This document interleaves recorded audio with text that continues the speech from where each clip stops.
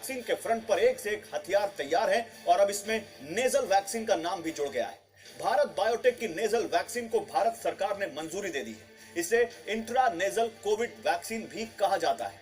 सबसे बड़ी बात यह है कि यह वैक्सीन सुई के बजाय ये भारत बायोटेक की नेजल वैक्सीन जिसको मंजूरी दी गई है और यह वैक्सीन जिसे इंट्रा नेजल कोविड वैक्सीन भी कहा जाता है। सबसे बड़ी बात यह है कि यह वैक्सीन सुई के बजाय सीधे नाक में ड्रॉप के जरिए डाली जाएगी। यह बिना सुई से दी जाने वाली पहली कोविड वैक्सीन है।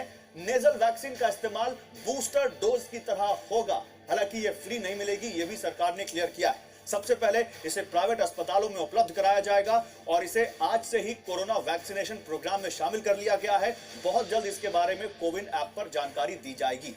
आप समझिए कि नेजल वैक्सीन के फायदे क्या क्या है। पहली बात यह कि इंजेक्शन से डरने वालों के लिए ये नेजल वैक्सीन बहुत बड़ी राहत है।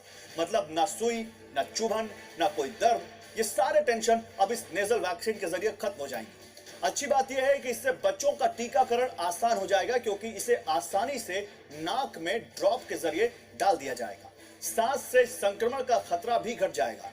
बड़ी बात यह है कि इसके जरिए वैक्सीन का वेस्टेज भी काफी हद तक कम हो जाएगा।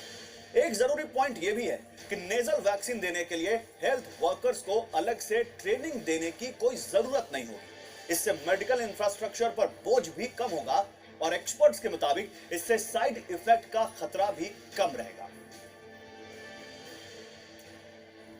अब आपको एक ग्राफिक के जरिए बताते हैं कि यह वैक्सीन किसी की बॉडी पर कैसे काम करेगी और कोरोना के खिलाफ कैसे सुरक्षा कवच बनेगी। हम जैसा कि आपको बता रहे हैं कि इसके ड्रॉप्स नाक के जरिए शरीर के अंदर जाएंगे क्योंकि कोरोना वायरस समेत कई छोटे वायरस नाक के अंदर मौजूद म्यूकोसा के जरिए शरीर में जाते हैं। इसीलिए ये नेजल वैक्सीन सीधे म्यूकोसा में ही इम्यून रिस्पांस पैदा करती है। यानी नेजल वैक्सीन वहां लड़ने के लिए सैनिक खड़े करती है जहां से वायरस शरीर में घुसपैठ करता है। शरीर में जाते ही ये कोरोना के इन्फेक्शन और ट्रांसमिशन दोनों को ब्लॉक करती है।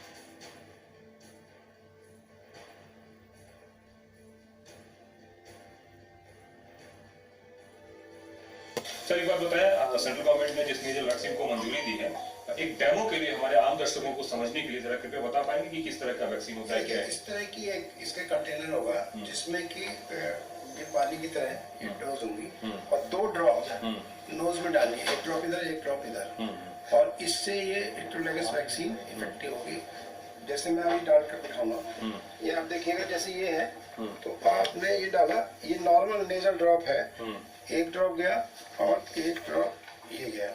तो ये हमारी नॉर्मल नेजल ड्रॉप्स हैं जो कि नाक बंद करने के लिए होती है और इसी तरह से 2 ड्रॉप ये ड्रॉप्स का कंटेनर होगा जो हमारी इंट्रोलेगस वैक्सीन इन्फोवैक है और ये उसके लिए इम्यूनिटी के लिए काफी होगा। अब आप समझ सकते हैं कि इसमें इंजेक्शन नहीं लग रहा है तो और ये नेजल में डाल रहे हैं तो लोकल इम्यूनिटी पैदा करेगी, आईजी एंटीबॉडीज पैदा करेगी, तो लोकली कंट्रोल करने से ये ट्रांसमिशन भी कम होगा। तो हो सकता है इसके कारण ही पैंडेमिक भी खत्म हो जाए क्योंकि एसिम्प्टोमेटिक पेशेंट्स में है और जब भी ये डाली जाएगी तो लोग क्योंकि यहीं से इन्फेक्शन नीचे जाता है, अब इससे क्या हुआ पैंडेमिक भी खत्म हो सकता है और जिसको डाली जा रही है उसको भी इम्यूनिटी आएगी। मतलब 2 जगह से इन्फेक्शन स्प्रेड होता है, एक नाक से एक मुंह से। ऐसे में एक एरिया को अगर आप ब्लॉक कर देते हैं तो इस बात की उम्मीद हम जाहिर कर सकते हैं कि आने वाले दिनों में पैंडेमिक इससे खत्म हो सकता है। बिल्कुल, तो नेजल भी जाएगी और उसके बाद वो नीचे नेजल के साथ ओरल कैविटी में भी जाती है। जब भी आप पानी अगर नाक से डालेंगे तो इधर जाता है, तो इसलिए ये नेजल और ओरल कैविटी में लोकल इम्यूनिटी पैदा करेगी और सिस्टमिक इम्यूनिटी भी पैदा करेगी।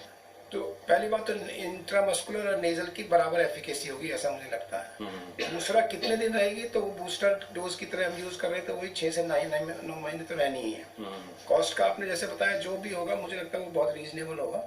हो सकता है गवर्नमेंट ऑफ इंडिया आगे आने वाले समय में अगर डिमांड ज्यादा होगी तो उसको फ्री ऑफ कॉस्ट करे, सब्सिडी दे उसमें। रिपोर्टर कुमार कुंदन अभी जिस डॉक्टर साहब से बात कर रहे थे उन्होंने आपको वो डेमो दिखाया और बताया